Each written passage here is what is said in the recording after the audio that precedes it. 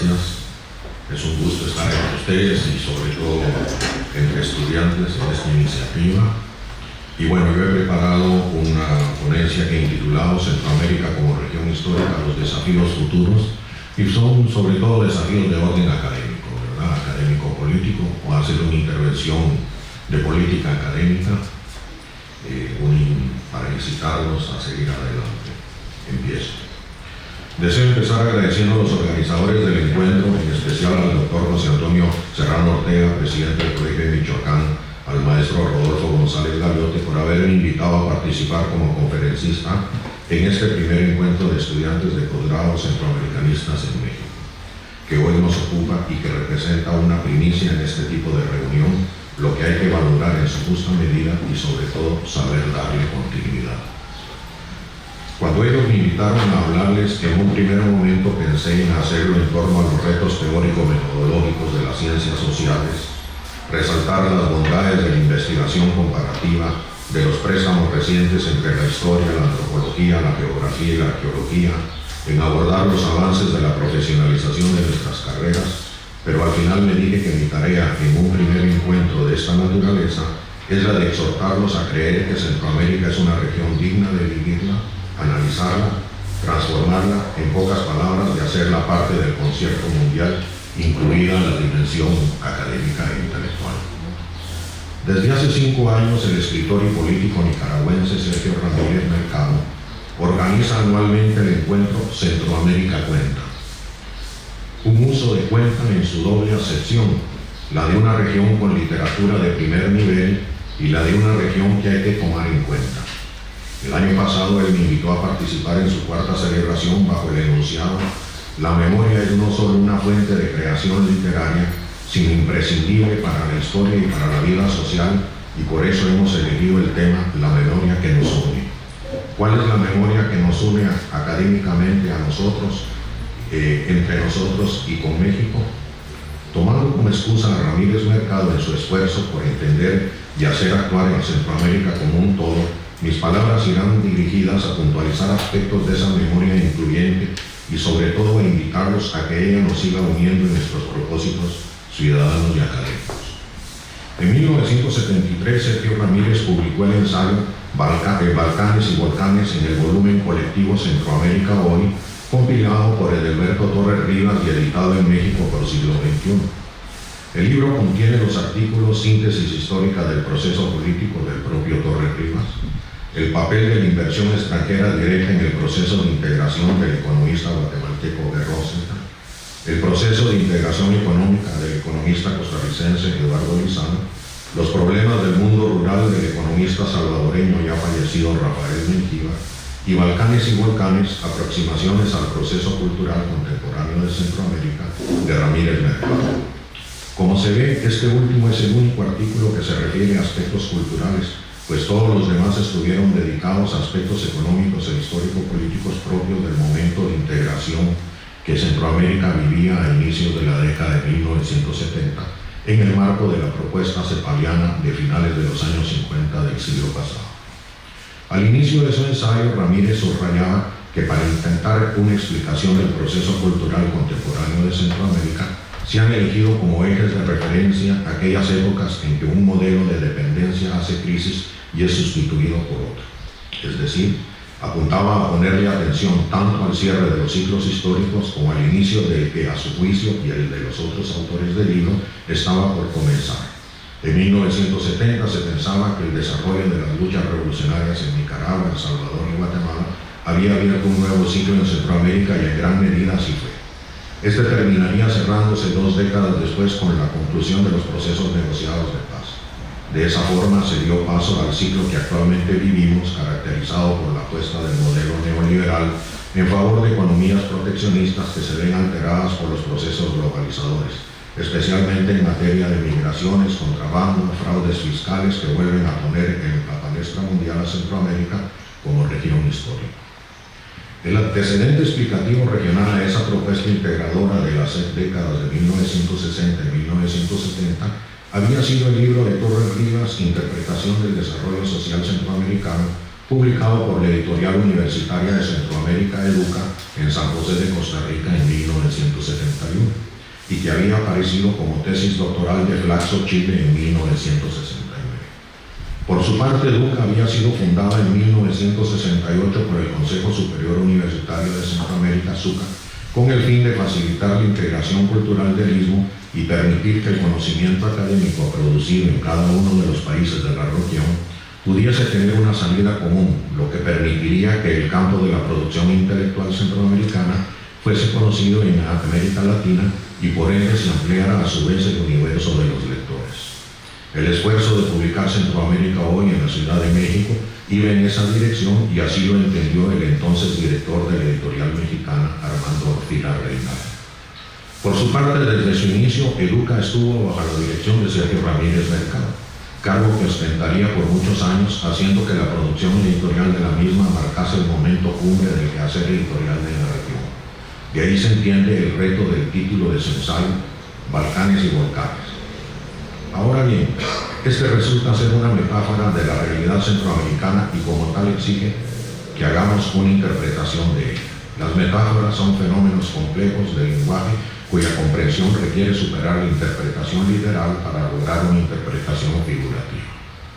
El concepto Balcanes hace referencia a la característica fragmentación política del Istmo a lo largo de su historia, hecho que desembocó en las lógicas nacionalistas que conocemos los que estamos en este auditorio, que muchas veces aplaudimos y seguido defendemos, no sin cierta ambivalencia, en la medida en que, como veremos, la vocación sociohistórica del Istmo tiende a integrarnos a pesar de nosotros en su vocación de corredor continental o de paso transcontinental.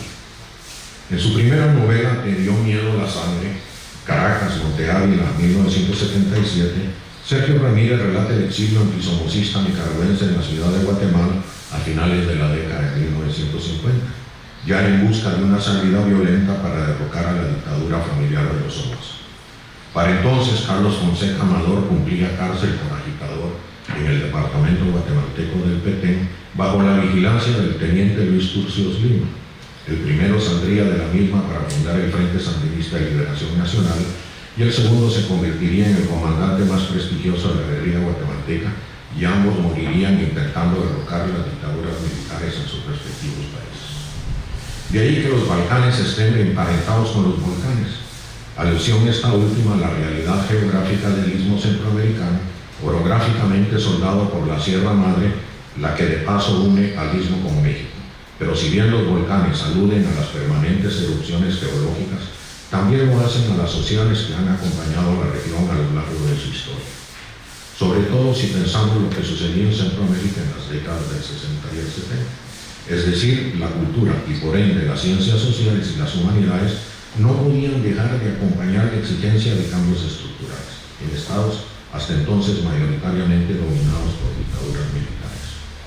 De ahí que no fuese casual que la sede de Educa y de Flaxo estuviesen precisamente en Costa Rica, un país sin ejército desde 1948. Paradójicamente, hoy sabemos que de esos conflictos armados Centroamérica salió más dividida que nunca. Cultural y políticamente, cada país asumió la endogamia como forma de desarrollo e institucionalización. Educa desapareció, el SUCA no volvió a tener ninguna relevancia, las flaxos del Istmo no se relacionaron entre sí, los centroamericanos ya no pudimos adquirir los libros editados en los otros países. Es más, casi desaparecieron los estudios comparativos a nivel regional, salvo si se refieren a los temas de actualidad: migraciones, violencia, género, maras y cambio climático. Empero, a raíz de la viabilidad de las soluciones negociadas de los conflictos centroamericanos, la década de 1990 trajo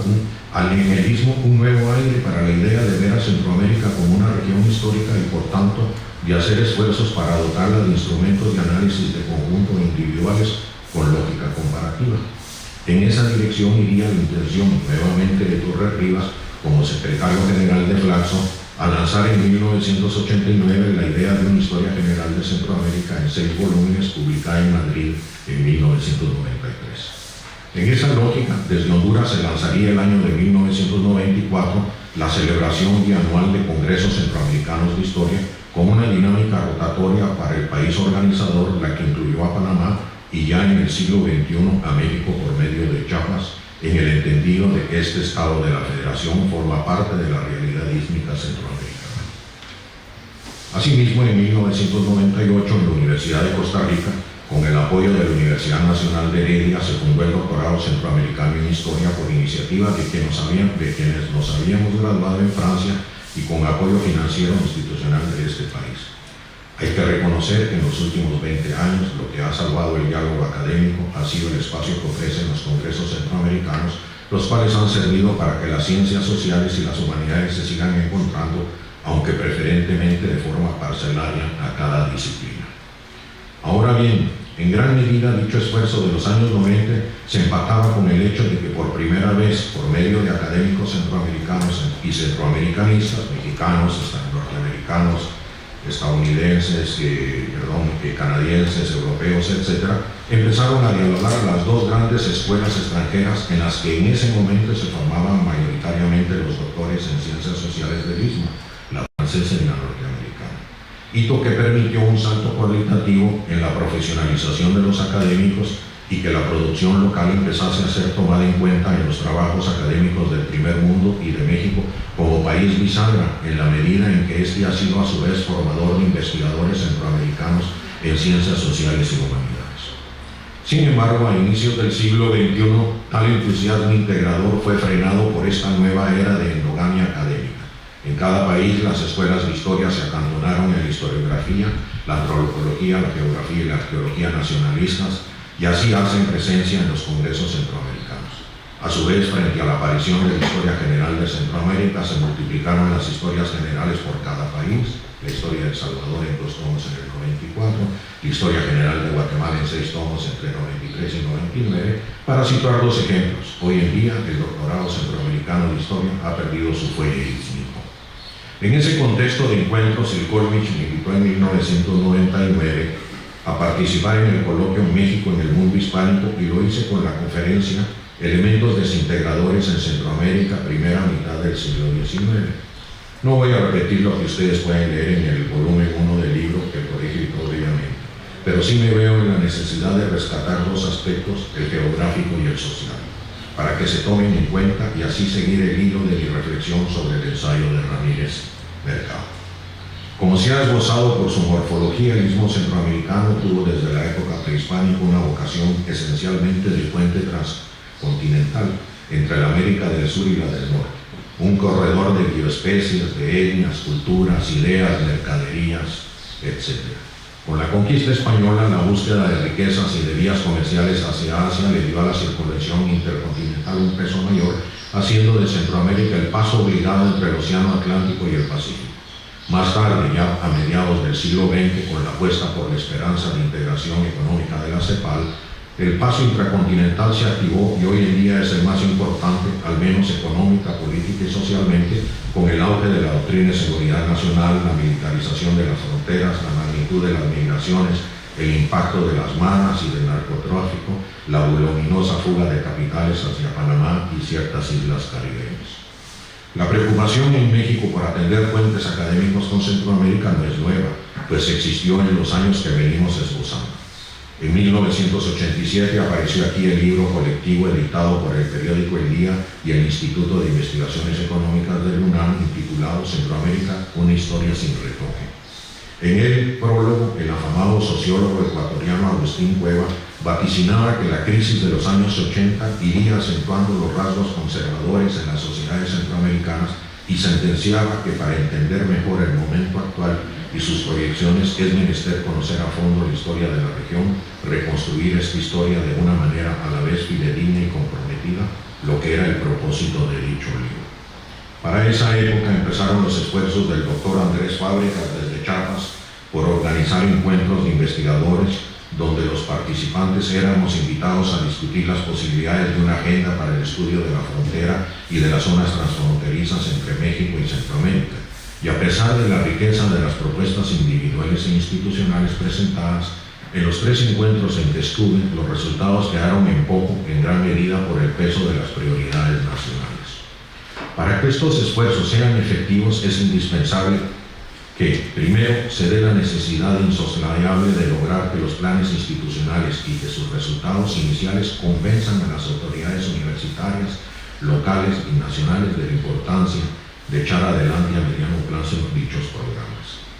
Segundo, que tales planes conlleven un alto porcentaje de estudios comparados en todas las disciplinas sociales y naturales, así como programas interdisciplinarios en la medida en que en plena época globalizadora el conocimiento resulta fundamental para el desarrollo de los países. Tercero, como académicos debemos poner por delante de los sentimientos patrios la importancia del futuro compartido. Para superar el subdesarrollo que en gran medida nos atenaza, si bien aceptamos que las particularidades son inobjetables, no podemos impulsar la defensa a ultranza de la excepcionalidad. La excepcionalidad histórica existe, pero no es esencia. Debemos superar los problemas metodológicos que en la investigación social nos ha dejado el nacionalismo académico. Faltando 4 años para que Centroamérica celebre el bicentenario de su independencia y México el final del dominio, aunque no del orden colonial, nos vemos ante la disyuntiva de asumir que tal conmemoración no puede darse sin hacerse un balance de lo que han sido 200 años de vida republicana en nuestros países. Se abre la puerta para que la generación de ustedes, jóvenes académicos aquí presentes, empiece a hacer avanzar la profesionalización de las ciencias sociales. Esta vez apoyados en esfuerzos institucionales como el presente del Colmich y de las otras instituciones mexicanas como la UNAM, como el Centro de Investigaciones en América Latina y el Caribe, los posgrados del CIESAS, el Colegio de México y de la UNICACH, etc., sin por supuesto excluir los esfuerzos de las universidades centroamericanas, estadounidenses y europeas en esta materia. Tengan presente que hemos creado ideologías nacionalistas que ven a Centroamérica como fuente de problemas y no de potencialidades. Retomemos la idea de hacer investigación que incluya la apuesta a redondear el conocimiento de nuestra función ísmica sin dejar de lado nuestras dimensiones particulares y trayendo a colación nuestra vocación caribe. Asimismo, seamos creativos frente a la desigualdad en el intercambio entre México y Centroamérica con el fin de crear relaciones equitativas. Los centroamericanos debemos superar la desidia y el miedo inducido de salir al exterior a formarnos. Por su lado, los centroamericanistas deben de dejar de lado las apuestas parcelarias y ayudarnos a que el árbol no nos tape el bosque, a alentar los programas y proyectos transdisciplinarios. Ustedes todos aquí presentes dan el ejemplo de una nueva actitud y estoy seguro que los resultados serán óptimos. El que he descrito ha sido el pasado del presente, pero ahora el presente debe tener un futuro prometedor. En su invitación a este primer encuentro de estudiantes de posgrado centroamericanistas en México, ustedes subrayaron que paralelo a la consolidación de los gremios profesionales, el número de centroamericanos que realizan estudios de posgrado en el extranjero es cada vez mayor. En este contexto, México constituye uno de los referentes principales tanto para el debate como para la realización de estudios de posgrado. Seguidamente apuntaban que los centroamericanos no son los únicos interesados en la región. Estudiantes de otras nacionalidades, incluyendo mexicanos, también lo hacen, y con esta iniciativa apuestan que en el futuro se consoliden los espacios formales para el intercambio y el debate académico entre estudiantes de posgrado interesados en Centroamérica. Un llamado, por tanto, dirigido a ampliar su formación, a profundizar sus conocimientos y a contribuir por medio de la investigación a la comprensión y a la elaboración de propuestas de solución de los grandes problemas de la región centroamericana y de sus regiones vecinas en el marco de un diálogo y una colaboración interinstitucionales, interdisciplinarias e intergeneracionales. Ese es precisamente el desafío de este encuentro, al cual se presenta como una iniciativa concreta para reflexionar sobre temas claves de los estudios, para los estudios y la investigación social con dimensión centroamericana, latinoamericana y, por qué no, universal. A ustedes la palabra.